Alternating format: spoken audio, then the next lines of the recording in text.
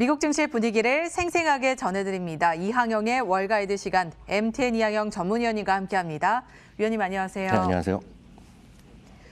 네, 미국 증시가 출발은 좋았습니다만 하루 만에 하락한 채 마감을 했습니다.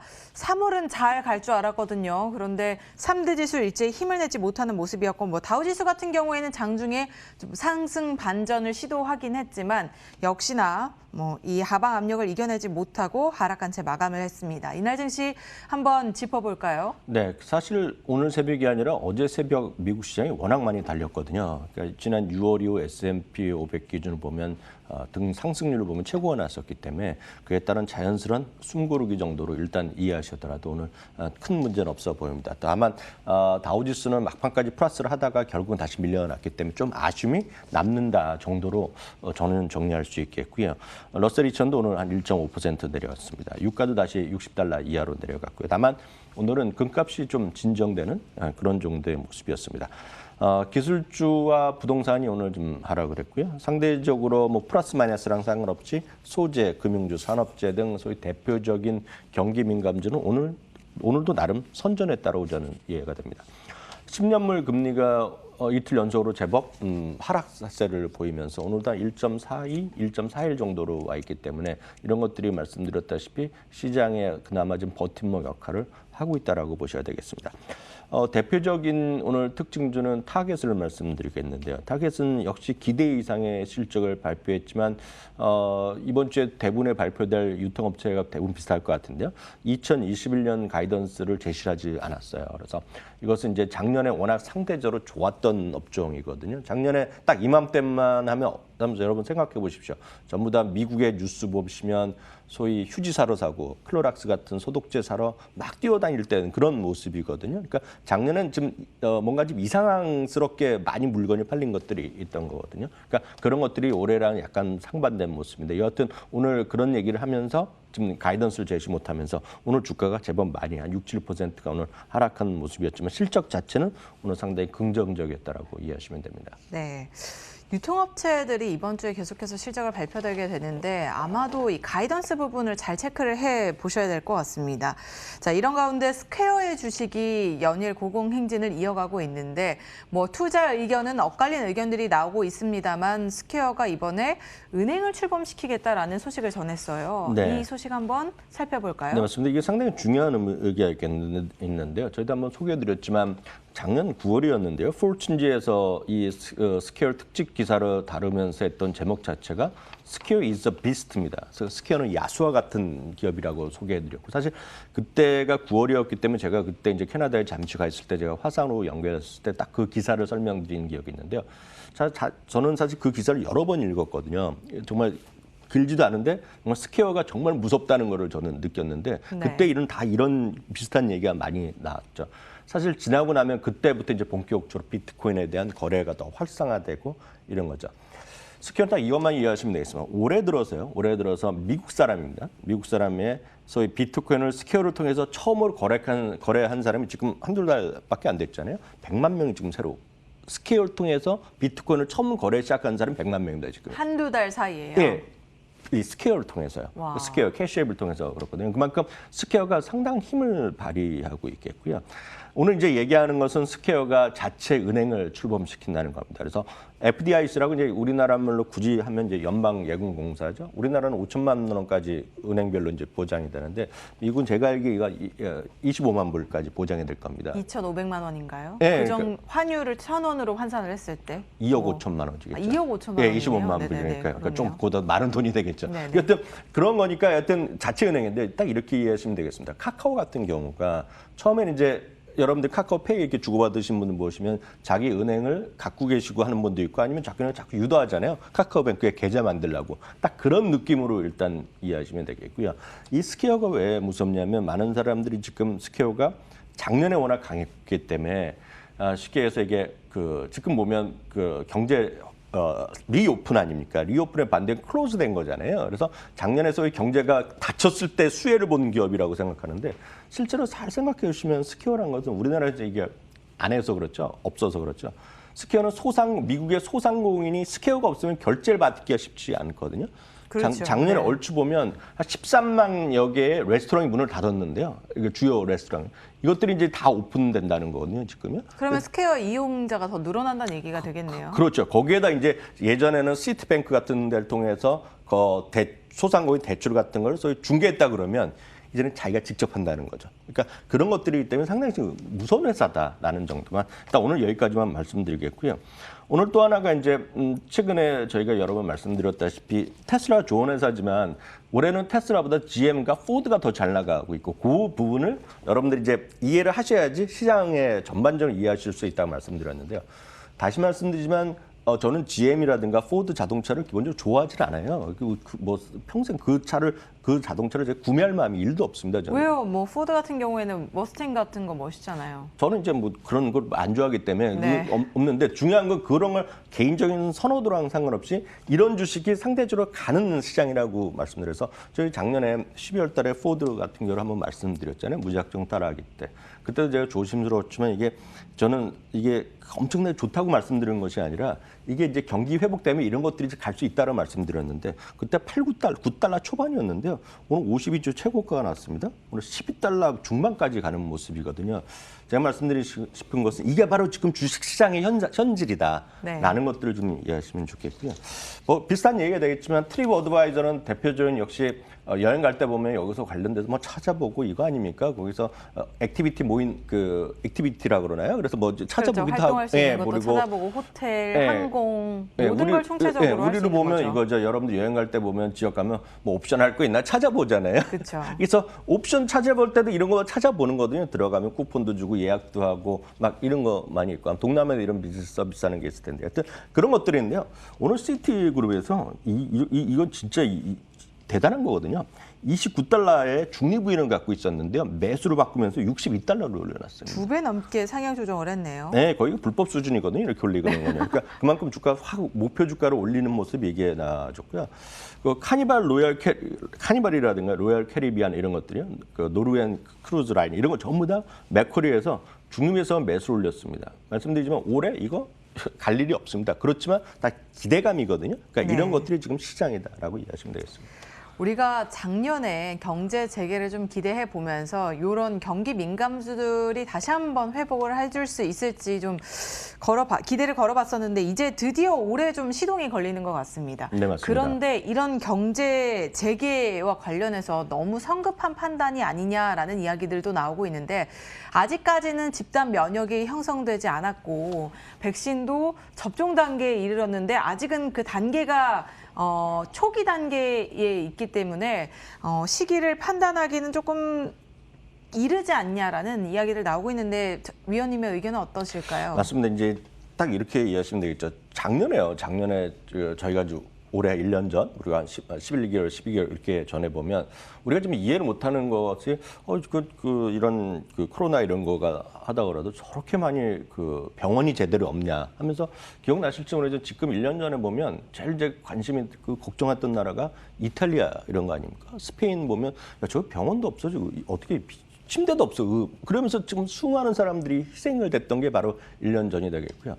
딱 보시기 바랍니다. 우리나라에서 딱 보시면 뉴스 보시다가 저는 엄청 그런 걸 많이 자주 왔다 갔다 했지만 그래도 진짜 놀란 거가 야 미국 사람 진짜 말을 안 듣는다. 마스크를 왜 쓰라는데 그렇죠. 실제 보면 전 뉴스가 아주 선명하게 기억나는데 KBS 9시 뉴스에 그 해외 뉴스를 보여주는데요. 어떤 여성 학부모가 우리 애를 어떻게 마스크를 쓰게 하냐고 강제할 수 있냐고 이런 걸 갖고 막 하는 걸 보고 진짜 깜짝 놀랐거든요. 어떻게 저렇게 다룰 수 있느냐. 사람 같은 세상에 사는 사람인데.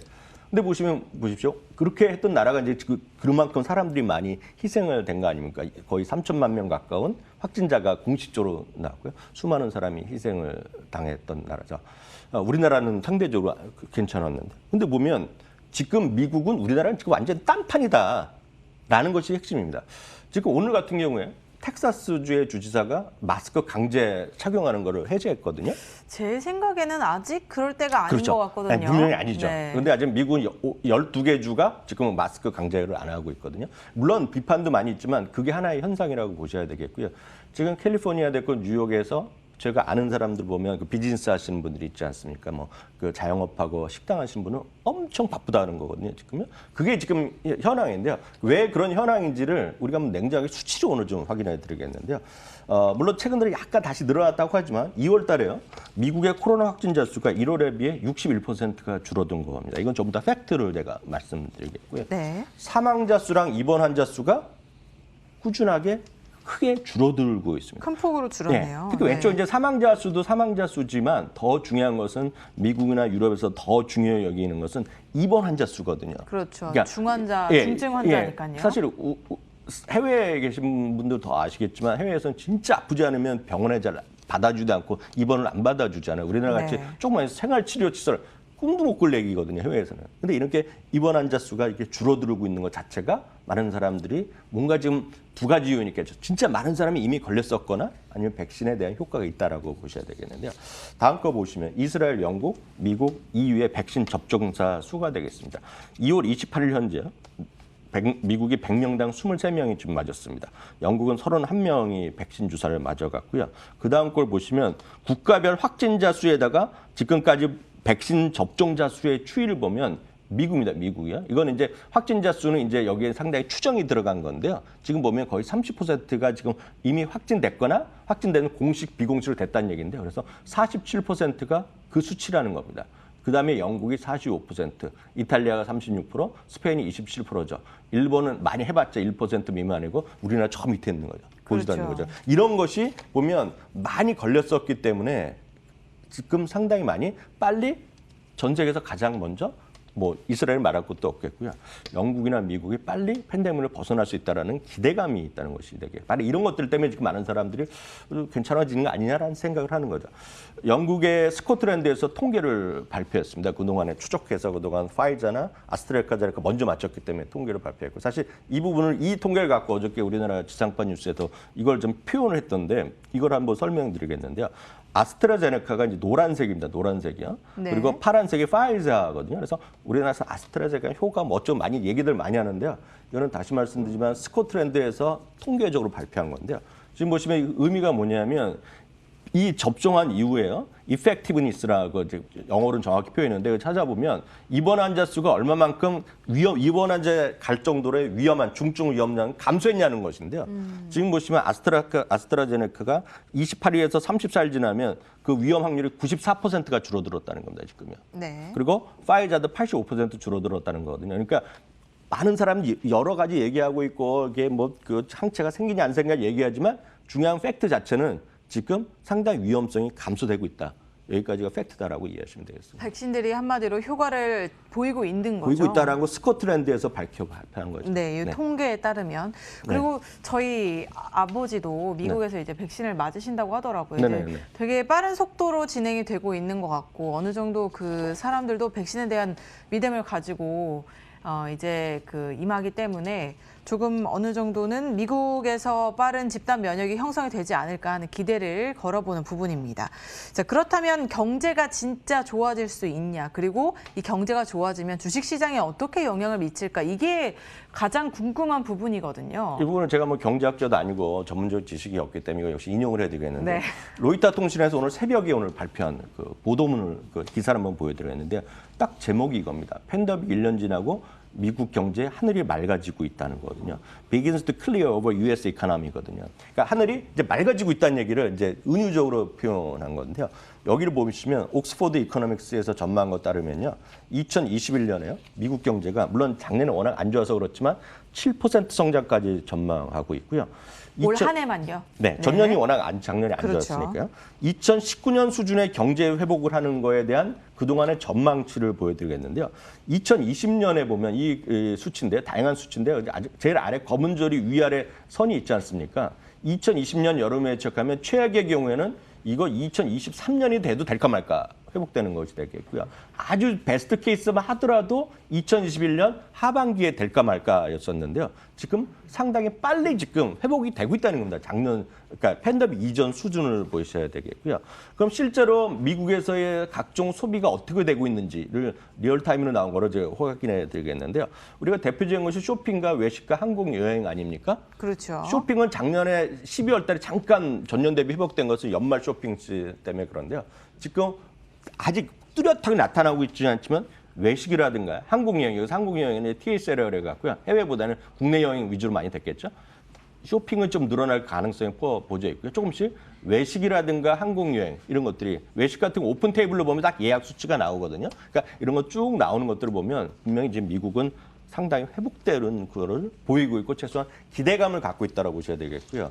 오늘 애틀랜타 연방은행에서 한 통계를 하나 보여드리면 이거는 이제 GDP 나우라 그래갖고 공식 통계가 아니라 애틀랜타 연방은행 자체 모델로 개발하는 것인데요.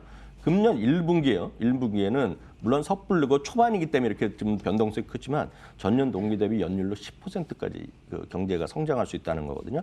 이런 것들도 여러 가지 나오고 있다는 점에서 제가 다른 건 다 모르겠고 중요한 것은 지금 해외만 보면 최소한 미국만 보면 경제활동 재개에 대한 기대감이 분명 있다. 그리고 그것은 팩트다라고 보셔야 되겠고요. 그런 관점에서 그런 기대감을 갖고 그런 쪽에 맞는 주식 투자를 늘려나가는 것이 맞다. 작년에는 진짜 몇몇 것만 아주 집중적으로 했었잖아요. 근데 지금 그게 아니라 경제활동 재개에 대한 기대감이 분명 깔려있다고 보셔야 되겠고요. 늘 말씀드린 그런 걸 한 번에 살 수 있는 여러 가지 ETF 중에서 하나는 가장 쉽게 저희가 설명드릴 수 있는 야놀자거든요. 야놀자. 제 표현으로는 야놀자지만 네. 영어로 보면 레저앤 엔터테인먼트거든요. 거기 보면 수많은 것들 여러분들 호텔도 들어가고 카지노, 방송, 레스토랑 뭐 다 들어가거든요. 여기 이런 것들이 지금 중요한 건 오늘도 사상체육관을 갔다. PJ죠, PJ. PEJ요. 네. 그러니까 이런 것들이 하나 예가 되겠는데 시장은 그래서 한국은 제가 모르겠으나 미국은 약간 다르다라는 것만 이해하시면 되겠습니다. 네, 현재 미국의 상황을 통계로 확인을 해보니까 경제 재개가 어느 정도는 이루어지고 있고 그런 신호들이 계속해서 나와주고 있습니다. 자, 이런 것을 바탕으로 경제 재개, 경기 민감주에도 한번 눈을 돌려보시는 것이 좋을 것 같다라는 생각이 들고요. ETF PEJ에도 한번 주목해 보시기 바랍니다. 지금까지 MT 이항영 전문위원님과 함께했습니다. 오늘 말씀 고맙습니다.